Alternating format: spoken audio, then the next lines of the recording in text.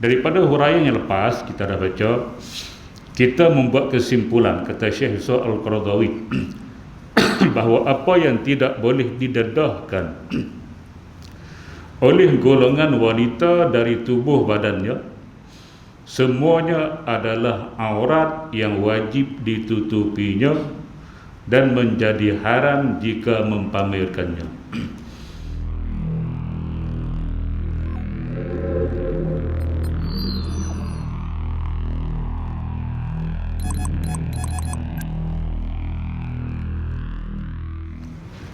Bismillahirrahmanirrahim.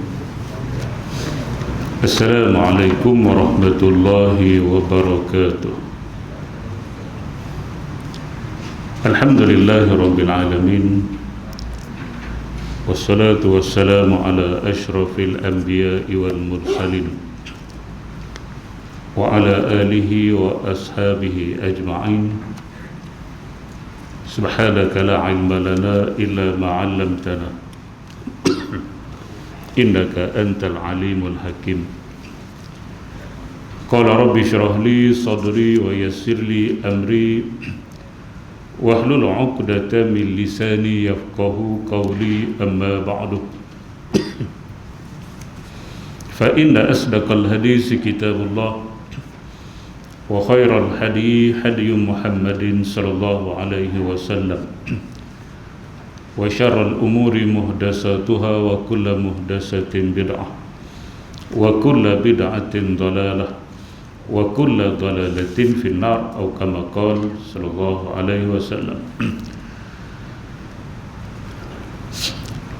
Alhamdulillah, kita syukur kepada Allah Subhanahu wa taala kerana sekali lagi kita diizinkan oleh Allah Subhanahu wa taala dan untuk bertemu dalam sesi kuliah Maghrib pada malam ini menggunakan kitab Halal dan Haram dalam Islam, Profesor Dr. Yusuf Al-Qaradawi.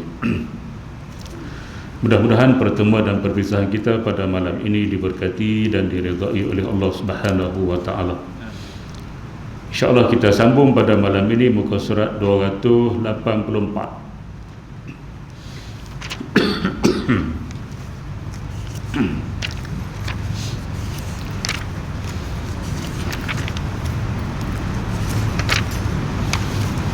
Okey, muka surat 284, tajuk dia aurat golongan wanita. Qala al-musannifu rahimahullahu ta'ala wa nafa'ana wa iyyakum bi ulumihi fid daraini amin ya rabbal alamin. Kata pengarang rahimahullahu ta'ala, aurat golongan wanita, berpandukan ayat yang telah kita baca sebelum daripada ini, wala yubdina zinatahunna illa li bu'ulatihinna, surah An-Nur 30-31 lah. Baik, dia nak buat kesimpulan apa yang kita dapat daripada perbincangan ayat tersebut mengenai aurat wanita, sebab dia paling banyak nak banding dengan aurat lelaki.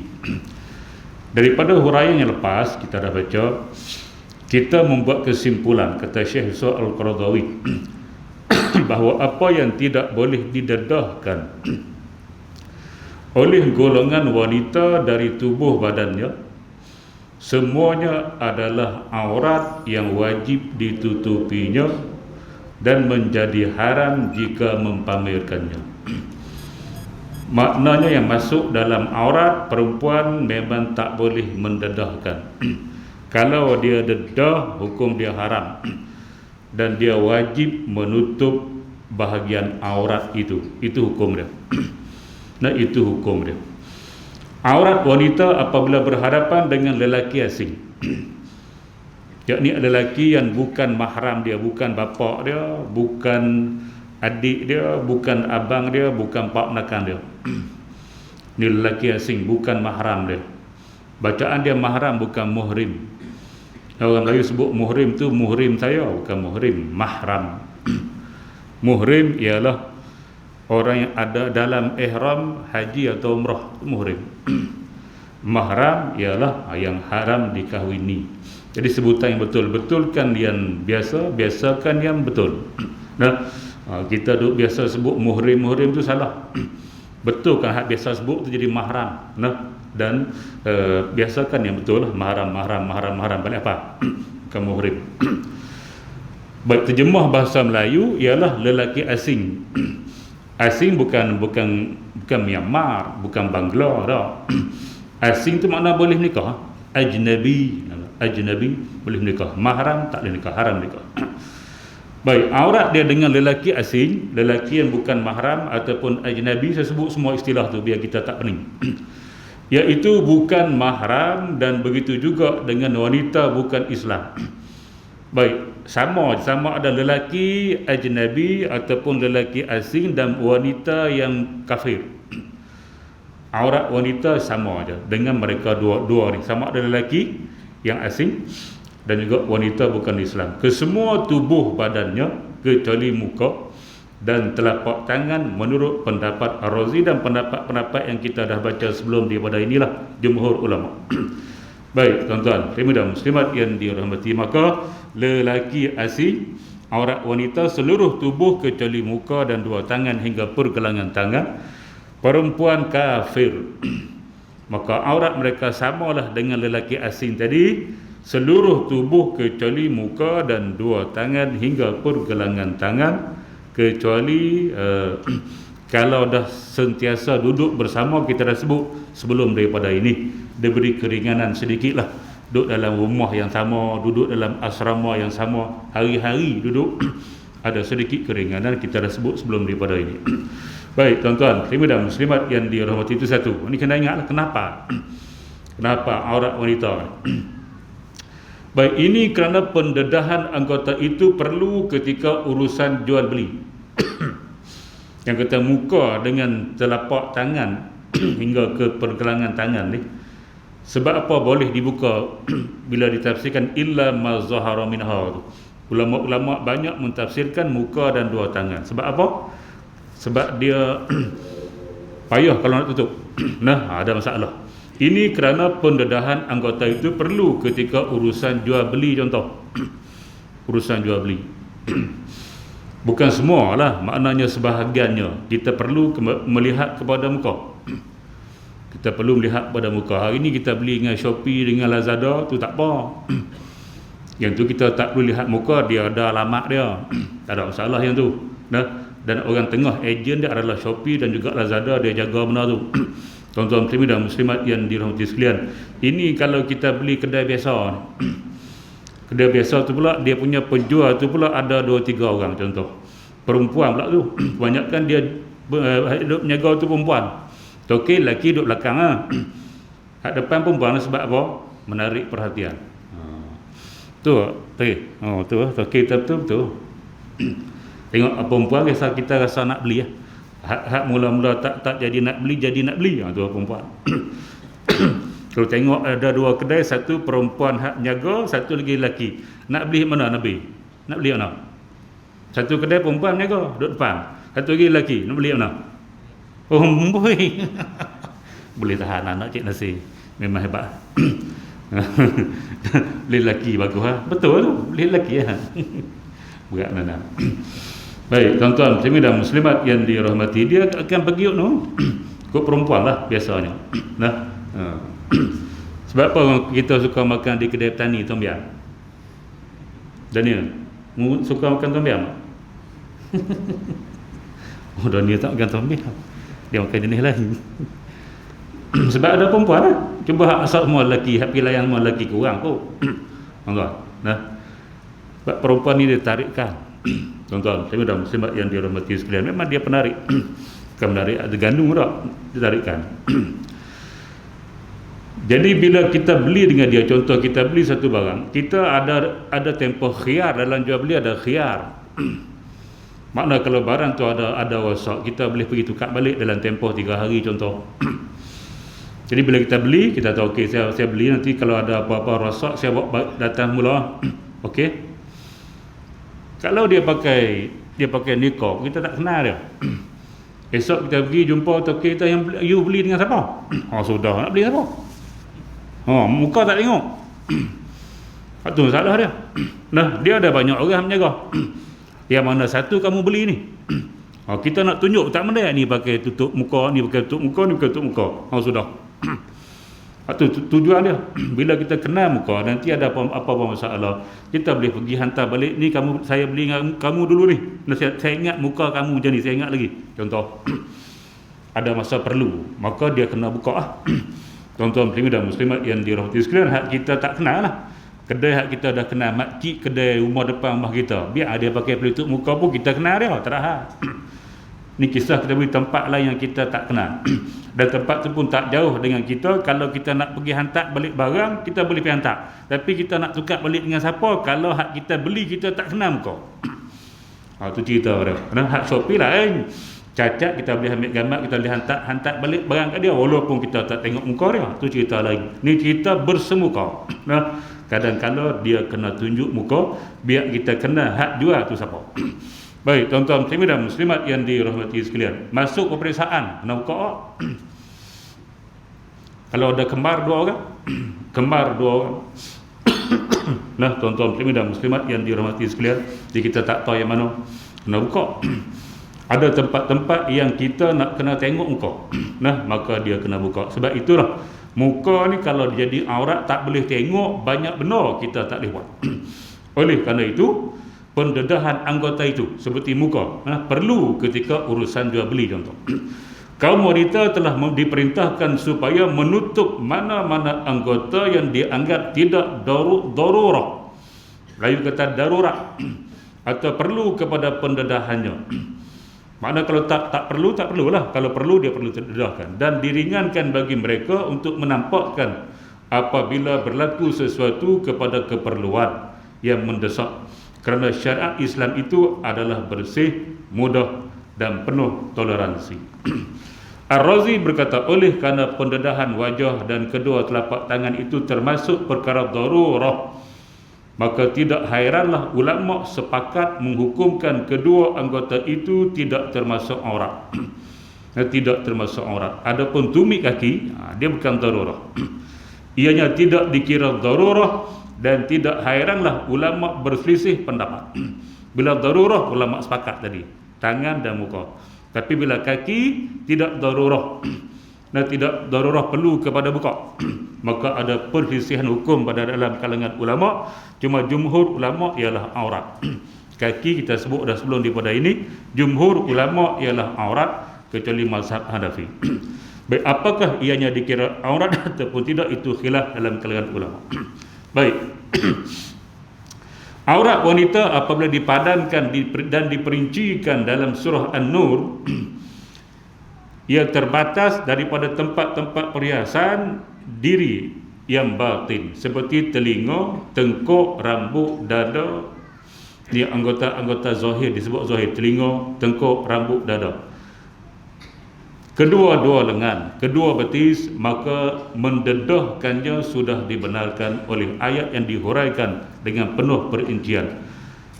Hak 12 orang, tuan-tuan, didedahkan pada mahram, hak 12 orang. Suami dia, bapa mentua dah kita sebut dah sebelum daripada ini, yang 12. Anggota aurat tapi bahagian zahir boleh. Makna bila dia tak pakai tudung, dia akan, rambut dia akan nampak, telinga dia akan nampak, tengkuk dia akan nampak. Ini bahagian zahir. Ataupun dia pakai baju tangan pendek dalam rumah, lengan dia akan nampak. Depan mahram dia boleh tengok tu, anggota zahir. Yang bukan aurat, yang anggota zahir boleh didedahkan kepada mahram dia. Tapi tengoklah status mahram tu siapa. Kita dah sebut sebelum daripada ini. Bapa lain, bapa mertua lain. Bapa kita tu jaga kita daripada kecil, dia lain perasaan dengan kita. Bapa mentua ni jumpa kita umur kita dah 25 tahun, lain perasaan dengan kita. Jadi tak sama nak dedahkan aurat lebih-lebih kepada bapa mentua daripada bapa sendiri, tak sama. Tuan-tuan dan muslimat yang dirahmati sekalian, walaupun dia termasuk mahram, tapi status dia tidak sama, maka ada tempat-tempat yang kita kena jaga juga, takut timbul fitnah. Berbeza dengan bapa kita sendiri itu. Ataupun anak kita sendiri, anak kita bela daripada kita dalam perut, kita lahirkan dia, kita besarkan dia, Kita mandikan dia, kita basuh berak dia, kita basuh kencing dia sampai dia besar jadi remaja, jadi dewasa. Dia dengan kita lain. Berbeza dengan kita menikah dengan suami baru, dia ada anak lelaki baru kita kenal, anak dia sudah 15 tahun, dah 20 tahun. Kita baru kenal bila menikah pak dia. Dulu kita tak pernah kenal dia. Lain kita dengan dia tu. Walaupun anak tiri itu juga dikatakan mahram dan anak sendiri juga mahram, tapi pembukaan aurat dia tidak sama. Kena jaga. Nah, kita ulang mula itu. Jangan buat sama. Baik, tuan-tuan, muslimin dan muslimat yang dirahmati sekalian. Jadi bagi yang 12 orang tu, bagi hak zahir boleh. Contoh yang zahir, anggota aurat tapi dia zahir. Telinga aurat tapi anggota zahir kat atas ni. Tengkuk aurat tapi anggota zahir. Rambut aurat tapi anggota zahir. Dada aurat zahir. Dada kat atas ni lah. Faham? Salah faham. Lengan zahir. Betis zahir. Maka mendedahkannya sudah dibenarkan oleh ayat yang dihuraikan dengan penuh perincian. Pada hak 12, jangan salah faham, aurat wanita apabila dipadankan, dia diperincikan dalam surah An-Nur pada 12 orang. Dia tak tulis sini. Ini satu pengkhianatan, penterjemahan. Tuan-tuan. Nah, tengok teks asal Arab dia disebut al-asna asyara. 12 orang ada sebut sini ni. Ni. Apa dia, suami, bapa mereka, bapa mertua, anak lelaki, anak suami mereka, saudara, sampailah anak kecil yang belum tahu aurat hak 12 ni, dia tak jemuh sini. Ini satu pengkhianatan sebenarnya. Jemuh biar betul lah. Sebab tu saya tak suka sangat baca kitab jemuh. Tak habis jemuh. Dia jemuh tak habis, dia jadi faham dia lain. Nah, takut dia tak faham, boleh tunjuk kat siapa-siapa saja selain daripada mahram. Berat ah. Sebab tu kita nak kena baca berguru. Kok mana kita pun berguru. Nah, hak asal pun kena berguru, hak terjemuh lagi kena berguru, takut dia lari daripada asal. Sebab bila saya baca timur, saya akan tengok asal lari ke tidak. Nah, sebab tu kita kena tahulah bahasa asal. Arab kita ngaji tak apa, bahasa lain kita tak kerti kok. Baik, tuan-tuan muslimin dan muslimat yang dirahmati sekalian. Selesai yang tu. Nah, itu anggota zahir. Selain dari anggota yang telah dinyatakan, anggota lain seperti punggung. Punggung aurat boleh ke tunjuk pada mahram? Tak boleh. Tuan-tuan muslimin dan muslimat yang dirahmati sekalian, perut tak boleh. Kedua kemaluan lagi tak boleh. Paha lagi tak boleh. Tidak dibenarkan mendedahkannya baik kepada lelaki atau perempuan kecuali suaminya sahaja. Dalam 12 tadi, hak boleh tengok benda ni suami. Bila nak jadi suami? InsyaAllah 15 tahun. Nah, baik. Tuan-tuan, muslimin dan muslimat yang dirahmati sekalian, itu pengkelasan dia, pengkelasan. Makna walaupun dia mahram, makna dia bapa kita, punggung tak boleh tunjuk. Nah, walaupun dia anak kita, perut kita tak boleh tunjuk. Kemaluan kita tak boleh tunjuk. Paha tak boleh tunjuk. Sebab tu bila kita masuk dalam rumah kita ni, ada 3 waktu yang tidak dibenarkan anak-anak yang belum balik masuk dalam bilik kita. Anak yang dah balik semua waktu tidak dibenarkan masuk kecuali dengan izin. Nah, ingat siapa-siapa anak yang sudah balik, sudah 15 tahun, 16 tahun ke atas dah, dia nak masuk bilik mak dan ayah tak boleh masuk cuh begitu. Dia kena ketuk pintu, bagi salam, minta izin nak masuk, boleh ke tak? Walaupun pintu tak kunci. Okey, kunci pintu. Kalau kita biasa-biasa tak boleh tak kunci. Kalau kita luar biasa kena kunci. Takut melompat nanti. Ingat tu, anak-anak yang sudah 15 ke atas, 15 kan? Hati-hati. Assalamualaikum Cik Nasir. Boleh masuk dah ni ayah? Tak boleh, tak boleh. Ayah sibuk baca Quran ni. Hak 15 ke atas tak boleh masuk kecuali dengan izin. Tapi hak bawah 15 dia boleh masuk bila-bila masa, kecuali ada beberapa waktu yang dia kena minta izin juga. Nah, yang pertama selepas subuh. Mana selepas waktu subuh. Biasanya waktu-waktu hak disebut ni ibu dan bapa tu pakai biasa-biasa, kadang tu tidak menutup sangat. Nak santai-santai. Nah, jadi waktu itu anak-anak yang belum balik pun kita kena didik dia, kena ketuk pintu minta izin. Kalau kita tak edik, kita sendirilah kena kunci pintu tu. Tidak dia lompat masuk, kita juga melompat. Tuan-tuan, kami dah muslimat melompat-melompat, tukar kain. Isteri pakai kain pelikat, suami pakai kain kain batik. Bahaya. Yang kedua, lepas isyak ni kita balik nanti masuk bilik. Lepas isyak kita biasa buka baju lah, nak panas. Masa tu juga anak-anak yang belum balik, dia tak boleh masuk kecuali kena minta izin. Yang tiga, lepas zuhur balik kerja lah, kita balik kerja. Pukul 3 kalau ada cikgu sekolah rendah, pukul 2 dia balik dah. Ada yang balik pukul 4, ada yang balik pukul 5. Lepas balik tu dia akan buka pakaian tu. Masa tu dia tak, anak-anak yang bawah umur pun tak boleh masuk kecuali dengan izin. Islam dah ajar, sebut dalam Quran, tuan-tuan. Muslimin dan muslimat yang dirahmati sekalian. Jadi tak boleh mudah-mudah kita nak tukar baju, tukar depan-depan anak kita. Anak kita ialah baru tadika, kita pakai suka-suka hati masa tukar baju. Tak boleh, dia tak boleh masuk. Duduk kat dalam. Bukan semua tubuh kita dia boleh tengok. Tuan-tuan, muslimin dan muslimat yang dirahmati sekalian, macam tu. Baik, apa yang difahami dari maksud ayat ini adalah lebih dekat dengan apa yang diputuskan oleh sebahagian imam mazhab bahawa selain itu potong bang, tak ada kena-mengena, bahawa aurat kaum wanita yang boleh diperlihatkan kepada mahramnya selain pusat dan lututnya sahaja. Baik, begitu juga aurat sesama wanita sepertinya. Jadi pusat dan lutut. Dengan lelaki mahram pusat dan lutut, dengan wanita Islam pun pusat dan lutut. Asasnya lah. Asasnya. Tetapi untuk yang kemuliaan dia kena tutup lebihlah daripada itu.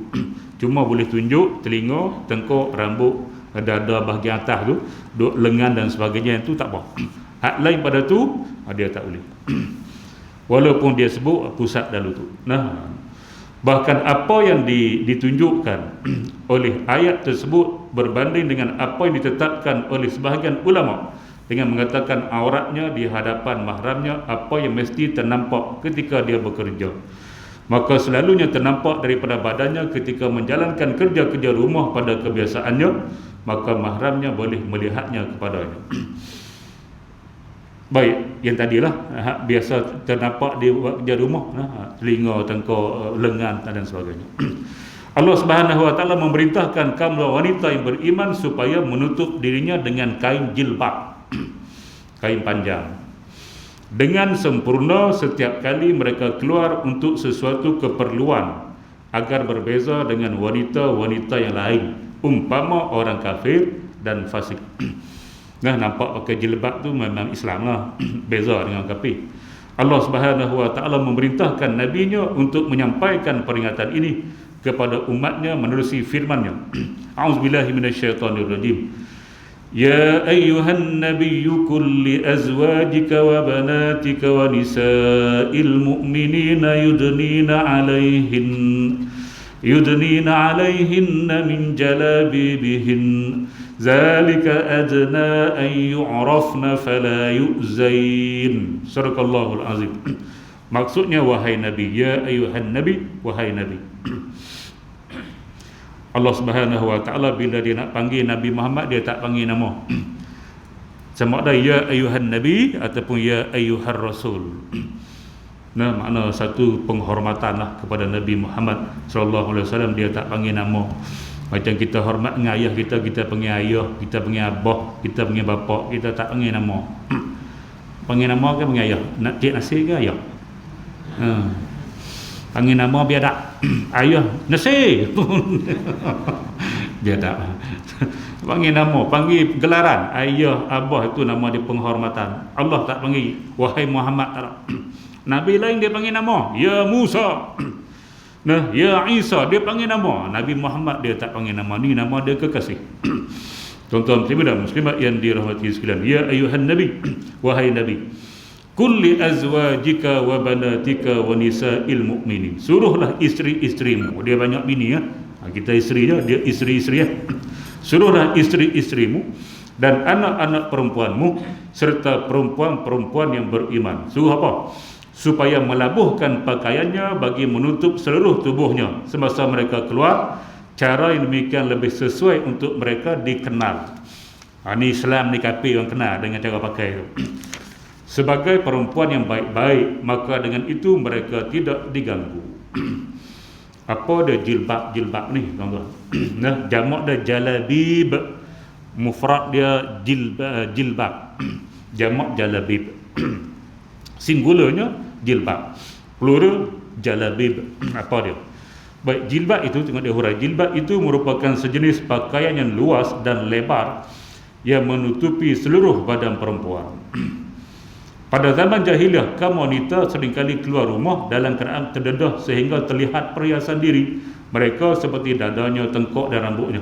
Lalu mereka diikuti oleh orang-orang jahat dan diganggu oleh lelaki yang tidak berperi kemanusiaan. Memang tak kira siapa, kamu Islam ke kafir, kalau lelaki tu Allah bagi nafsu, memang dia ada nafsu. Bila kamu pakai seksi, memang ada hati dia jahat, nafsu dia jahat, dia akan ikut.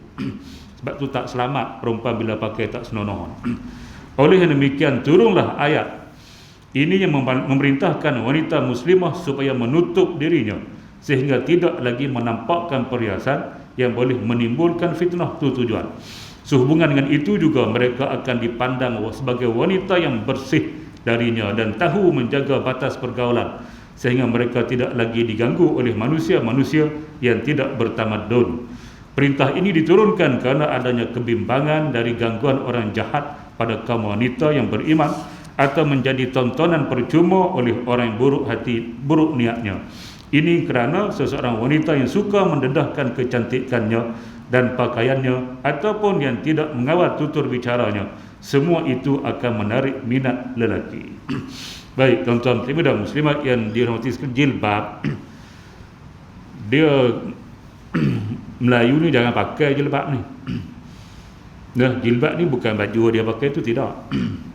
Itu pentafsiran yang salah pada jilbab. Jilbab ni dia pakai dah baju, pakai baju kurung ke, pakai baju jubah ke. Baju satu lagi dia tutup tubuh tu, nama ada jilbab. Arab pakai tu. Nah, ataupun kalau ada anugerah bintang popular dah. Tapi dia pakai tu saja, hak lain kok dalam tak pakai pula. Pelik tu nama dia jilbab. Dia pakaian asing yang menutup, nama dia pakaian yang kedua untuk menutup tubuh dia, tu jilbab. Nah, dia lagi rapi lah bila pakaian tu. Kalau kita macam pakai kot lah, macam pakai kot panjang tu tutup habis, pakai dah baju tutup pula, tu jilbab nama dia. Baik, tuan-tuan dan muslimat yang dirahmati sekalian. Jadi tujuan untuk menjaga kehormatan, kemuliaan seorang perempuan supaya lelaki tidak tertarik dengan dia, tak nampak tubuh, tak nampak bentuk tubuh, nak tertarik tak mana. Nah, dia bila dia pakai macam tu, dia tidak nampak bentuk, dia sama je. Bila sama itu tidak akan menarik minat lelaki, siapa pun tak akan minat tengok. Tu imam lagi tak minat tu. Tapi kalau pakai seksi macam tu, Cik Nasir, agak kata imam jatuh parik tak? Bukan kata tu hilang. Tu imam pun tersungkur, nah, di lebuh raya. Hati-hati. Baik, tuan-tuan, sebab itulah jadi banyak kes rogo dan sebagainya, kes tu lah. Jadi marah kot lelaki tu, nah, dia tak sedar dia tu pakai tak sempurna, dia tak marah dia sendiri. Dia marah lelaki hak rogo dia. Nah, tak adil. Sebab tu Nabi pesan dua-dua, kulil mukminin wa kulil mukminat tu. Lelaki pun jaga, perempuan pun jaga. Bila lelaki jaga, perempuan jaga, tak berlakulah sebagaimana apa yang berlaku. Tapi kalau lelaki tu tak boleh jaga mata dia, sekurang-kurang perempuan jaga aurat. Bila perempuan jaga aurat, lelaki hak jahat mata pun dia nak tengok, dia tidak menarik.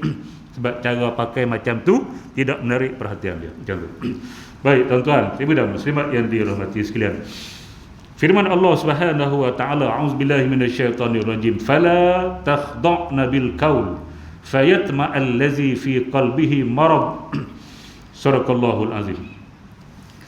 Ayat sebelum dia, ya nisa'an nabi lastunna ka ahadim minan nisa'i in ittaqaitun fala takhda'na bil qauli fayatma'al ladzi fi qalbihi marad wa qulna qawlan ma'rufa. Tu ayat penuh lah, ayat penuh surah Al-Ahzab ayat 30. Maksudnya janganlah kamu berkata-kata, siapa? Ya nisa'an nabi, ambil ayat penuh. Ya nisa'an nabi, wahai isteri-isteri nabi, lastunna ka ahadim minan nisa, kamu tidak seperti perempuan-perempuan biasa, sebab kamu ni isteri Nabi, tidak sama taraf kamu dengan perempuan-perempuan biasa. Ini taqaitunna, jika kamu bertakwa kepada Allah Subhanahu wa taala, fala takhda'na bil qaul, janganlah kamu wahai isteri-isteri Nabi berkata-kata dengan lembut manja. Isteri-isteri Nabi itu nama dia khitab, yang dituju cakap ayat ni. Tapi dia jadi umum lah Al-Quran ni, bi umumil lafzi la bi khususis sabab.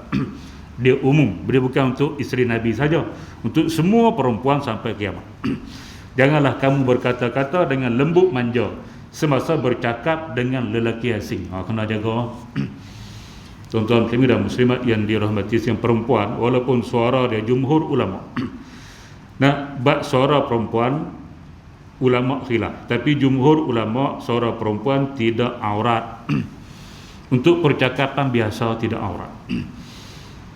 Kalau dia nak mengajar jadi guru boleh, kalau dia nak menjaga barang boleh, tak ada hal.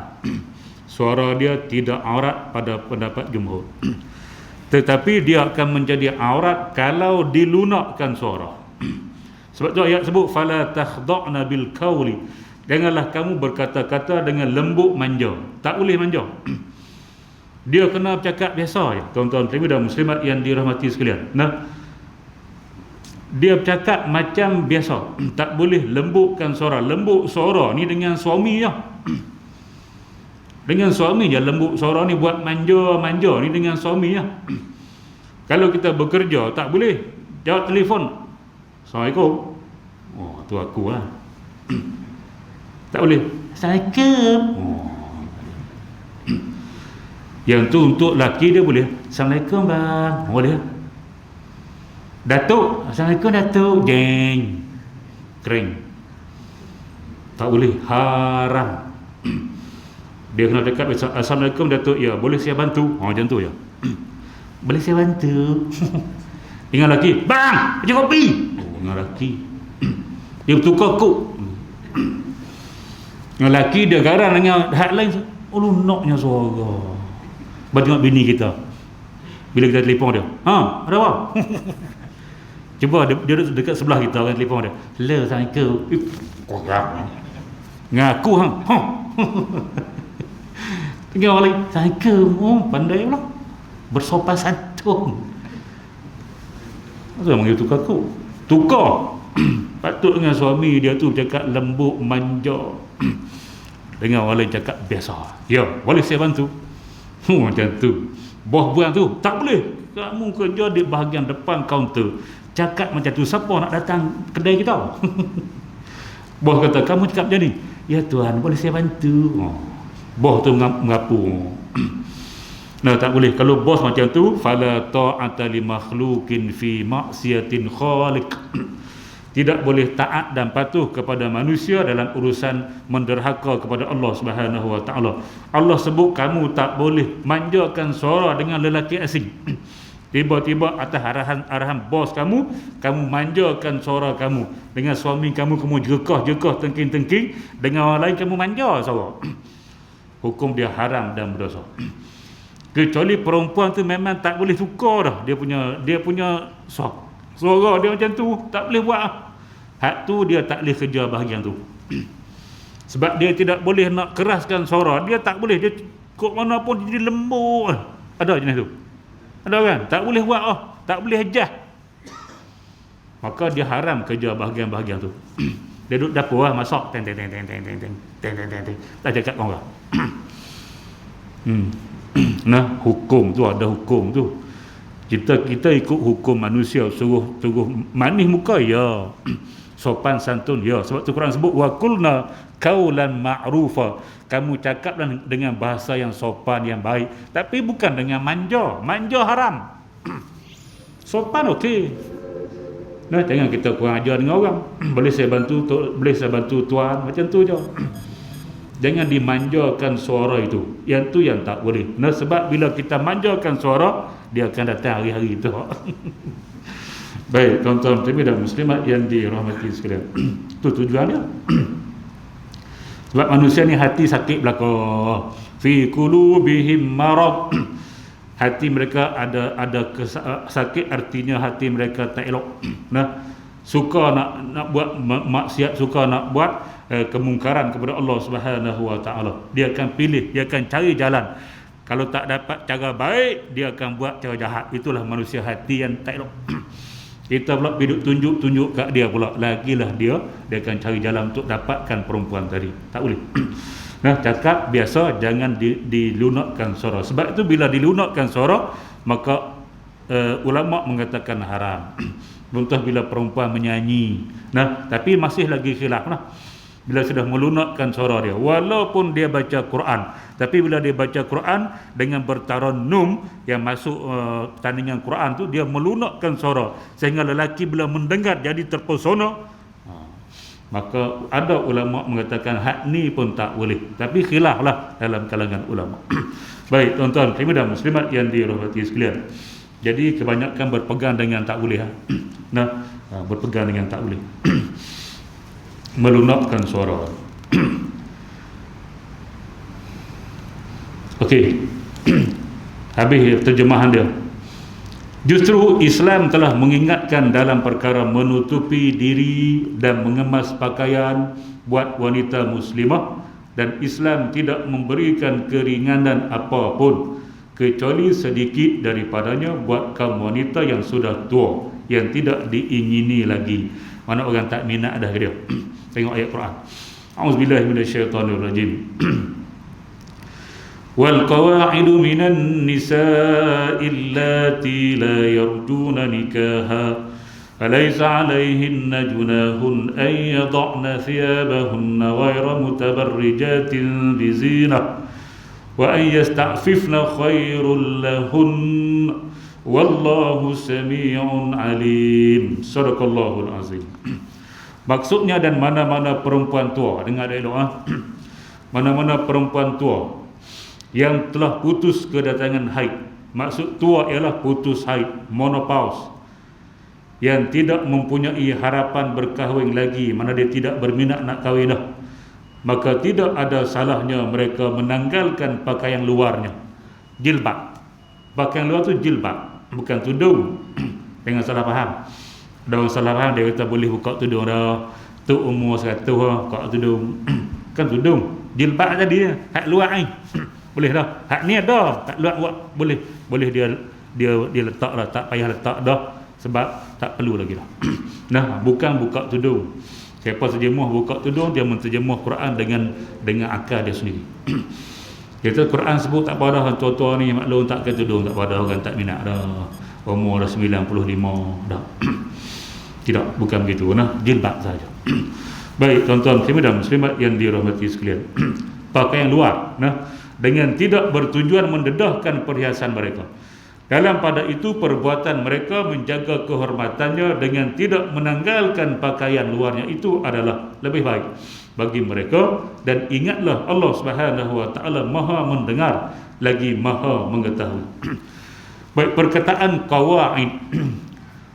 Qa'ada makna duduk. Qa'idun orang yang duduk. Qawa'id dia plural kepada qa'id. Qa'idun orang yang duduk atas kerusi ni. Qa'idun qa'ada 'alal kursi. Dia ada kalimah lain, dia ada kalimah jalasa pun duduk juga. Nah, dia banyak kalimah Arab ni. Baik, qa'ada duduk tu macam apa arti duduk? Dalam ayat tersebut membawa maksud wanita yang sudah putus haid. Makna yang pertama, ulama menyebut yang pertama sekali, mereka ni duduk di rumah dah. Kalau hak kerja tak kerja dah, pencen dah, duduk di rumah dah, tu duduk juga. Al-qawaid tu. Nah, tapi hak dia bagi ni pentafsiran ataupun penterjemahan yang lengkap kepada kalimah qawaid. Apa dia? Yang pertama, wanita yang sudah putus haid. Satu. Baik, yang kedua, tidak boleh melahirkan anak kerana terlalu tua dan tiada keinginan untuk berkahwin lagi, serta tidak menyimpan nafsu terhadap lelaki, atau lelaki tidak ada nafsu dah dengan dia. Ini maksud al-qawaid. Nah, al-qawaid.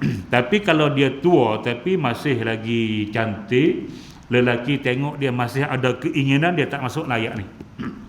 Bukan semua perempuan tua masuklah ayat ni. Nah, hak dia sebut ni hak ni ya. Putus haid, kemudian dia tidak boleh lagi, tidak berkeinginan lagi untuk berkahwin, dan lelaki tengok dia pun sudah tidak ada nafsu. Macam tu. Itu maksud al-qawaid. Kalau lelaki tengok dia masih ada nafsu, walaupun umur dia 80 tahun tapi dia jenis pandai jaga tubuh, nampak macam 50, lelaki masih minat lagi dengan dia, maka hak ni tak masuk wal qawaid. Nah, tak masuk. Baik, ulang semula. Wanita yang sudah putus haid tidak boleh melahirkan anak kerana terlalu tua dan tiada keinginan untuk berkahwin lagi, serta tidak menyimpan nafsu terhadap lelaki, tambah lagi, nah, dan lelaki pun tidak ada nafsu dengan dia. Kalau dia tak ada nafsu dengan lelaki tapi nafsu lelaki masih ada dengan dia, tak masuk. Nah, macam tu. Baik, Allah Subhanahu wa taala telah memberi keringanan dan tidak memberatkan ke atas diri mereka dengan memastikan tiada menutupi dirinya dengan pakaian dari luar. Nah, seperti kelubung di luar ni. Bukan tutup kepala satu kita letakkan atas kelubung panggil. Itu maksud jilbab. Baju panjang yang menutupi ke semua badan, baju ab'ah, tarhah dan sebagainya lah. Nah, jadi kalau menterjemah kepada membuang tudung, tunjuk rambut, itu tidak tepat. Tapi perempuan-perempuan ni, kalau dia daripada muda, kita didik anak perempuan kita daripada umur dia 5 tahun, masa tadika tu kita didik dia dah pakai tudung. Masa tu dah paling comel dia pakai tudung tu. Perempuan kata paling comel masa budak tu lah. Dan tua tak MS sebab apa? Jawab no. Dia buat banyak uduh lah. Nah, kecuali artis sebab jawab dia tak ada, muka merah tu comel. Tuan-tuan muslimin dan muslimat yang dirahmati sekalian, hak kok kampung jengkreng pihak. Nah, masa budak tu pipi elok aja, sebiji tak ada, bos tudung comel. Nah, bos tudung. Masuk sekolah rendah didik pakai tudung, masuk sekolah menengah sama, sampai dia masuk U, sampai dia kerja, dia tak pernah buka tudung di luar rumah. Tuan-tuan, nah, sampai bila dia dah tua, takkan dia nak buka, dia takkan buka banyak. Kecuali dia nyanyuk cerita lain, dia sudah tak ingat dah. Masa tu mungkin dia akan cabut. Nah, selagi mana dia waras dan dia tidak nyanyuk perempuan yang daripada kecil pakai tudung, tak munasabah pada akal, dia akan cabut apabila dia sudah tua, tidak munasabah. Kecuali dia nyanyuk. Sebab itu Quran sebut lebih mulia, nah, lebih baik bagi mereka, dan ingatlah Allah Subhanahu wa taala Maha mendengar lagi Maha mengetahui. Tak buang benar tu. Al-Quranul Karim memberi keringanan ini dengan syarat tidak berniat mendedahkan perhiasan dirinya. Bila dia buka jilbab, dia nampak banyak benda, nampak rantai, nampak macam-macam. Itu perhiasan diri dia. Justru keringanan ini diberikan kepada mereka kerana adanya keperluan, supaya tidak menyusahkan dirinya lagi sebab tua sangat. Mana hak bahagian luar tu boleh dibuka. Meskipun ada keringanan, namun yang lebih utama, mereka terus memilih jalan membersihkan diri dari tuduhan untuk mendapatkan kesempurnaan diri dan jauh dari perkara syubhat sesuai dengan maksud ayat tersebut. Jika mereka menjaga diri adalah lebih baik baginya. Jadi pakailah sampailah kita mati, perempuan ni pakailah pakaian yang menutup aurat. Baik, tuan-tuan dan muslimat yang dirahmati sekalian. Masuk tajuk baru tu kita berhenti ya. Kita akan sambung minggu depan dengan izin Allah Subhanahu wa taala yang tu. Wanita masuk ke tempat mandi awam. Nah, nak kita bolehkah kita bawa anak bini kita pergi mandi di kolam? Pergi mandi di apa dia, di ayat terjun boleh ke? Nah, jadi kita bahas 2 minggu lagi sempat ke tak? Ke cuti puasa. Nah, puasa kot. Pas puasa kita bahas. Tengok soalan kalau ada malam ni.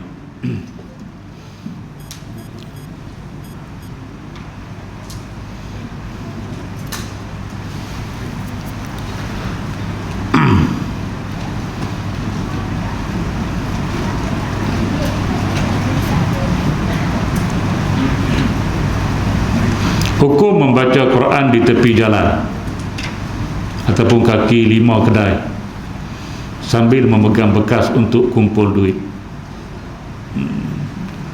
Kemudian hukum berwuduk dengan air panas cahaya matahari. Baik tuan-tuan muslimin dan muslimat yang dirahmati sekalian.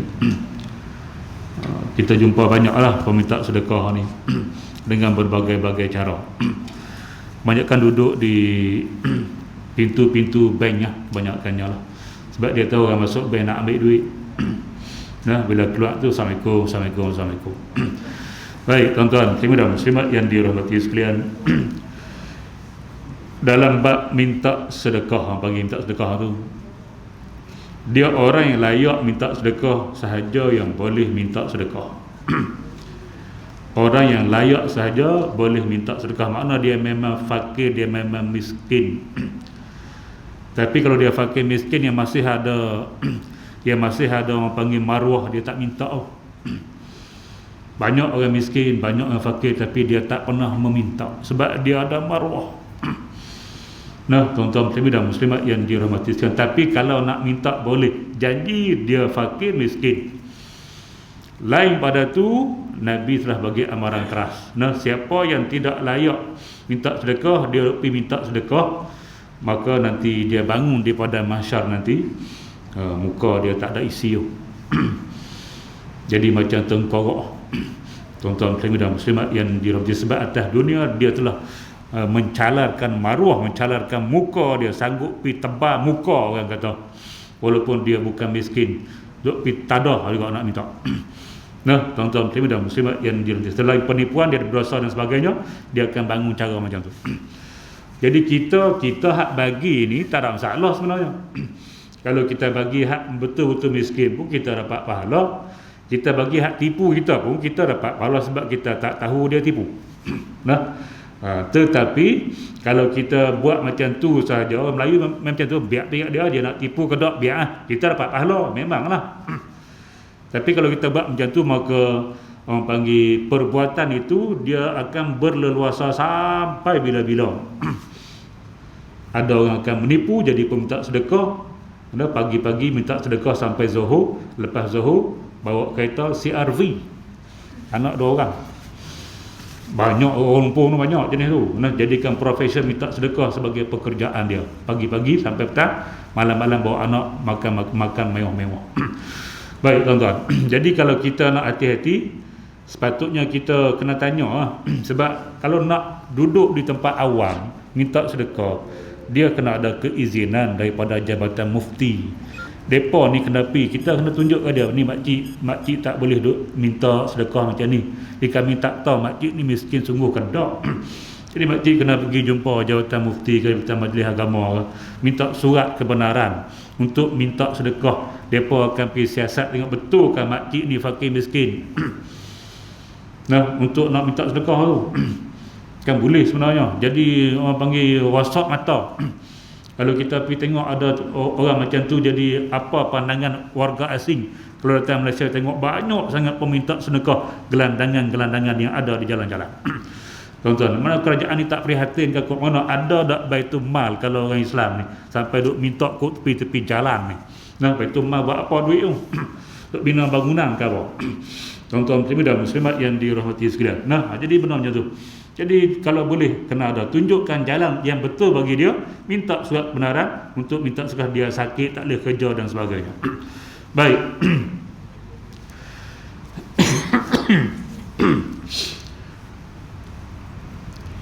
Kalau dia membaca Quran, dia kata hak tu hak umum, dia kata baca Quran ni, duduk di jalan baca Quran, nah, baca surah Kahfi, baca surah Yasin, banyak ah. Yang tu lebih bagus daripada nyanyi lagu apa dia SG Bank. Dia buta pakai filter hitam lagu SG Bank, sama-sama buta.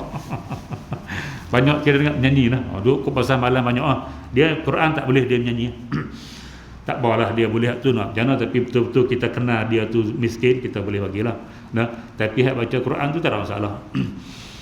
Kita kok benda kita kalau dia tipu kita apa pun kita bagi atas dasar dia baca Quran tu. Sebab mengajar Quran, baca Quran, nah, dia boleh mengambil upah, dia boleh ambil sagu hati daripada apa yang dia buat.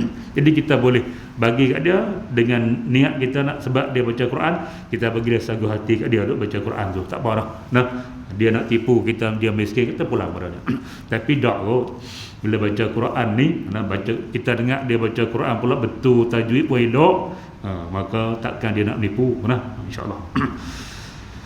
Baik, hukum berwuduk dengan air panas cahaya matahari. Dia makruh disebut ialah air yang di dalam bekas, yang bukan emas dan bukan perak, sama ada tembaga ataupun besi yang letak di tengah panas.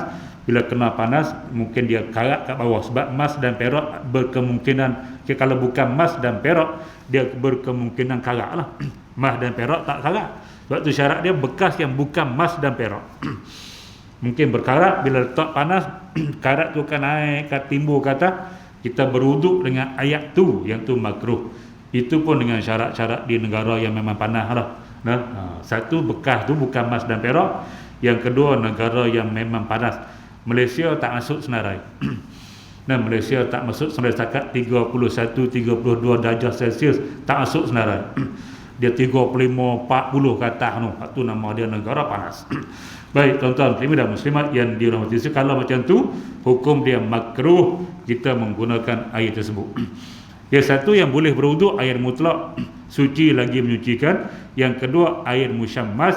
Kalau ada syarat-syarat tadi ni makruh dalam mazhab Syafi'i. Hak dua lagi tak boleh. Air mustakmal tak boleh berwuduk, tak boleh mandi wajib, tak boleh membasuh najis, dan air mutanajjis yang kena najis tak boleh juga. Jadi dua air yang boleh, dua yang tak boleh. Baik, tuan-tuan muslimin dan muslimat yang dirahmati sekalian, sekadar itu dulu pada malam ini. Mudah-mudahan kita dapat sedikit penambahan ilmu yang baik datang daripada Allah Subhanahu wa taala, yang buruk kelemahan diri saya sendiri. Aqulu qawli hadza wa astaghfirullahal azim li wa lakum. Wassalamu alaikum warahmatullahi wabarakatuh. Bismillahirrahmanirrahim. Alhamdulillahirabbil alamin. Wassalatu wassalamu ala asyrafil anbiya'i wal mursalin wa ala alihi wa ashabihi ajma'in. Allahumma inna nas'alukal huda wat tuqa wal afafa wal ghina. Allahumma ij'al jam'ana hadza jam'an marhuma wa tafarruqana min ba'dihi tafarruqan ma'suma wa la taj'alillahumma fina wa la ma'ana wa la man yatba'una shaqiyyan wa la matrudan wa la mahruman ya rabbal alamin. Walhamdulillahirabbil alamin. Taqabbalallahu minkum.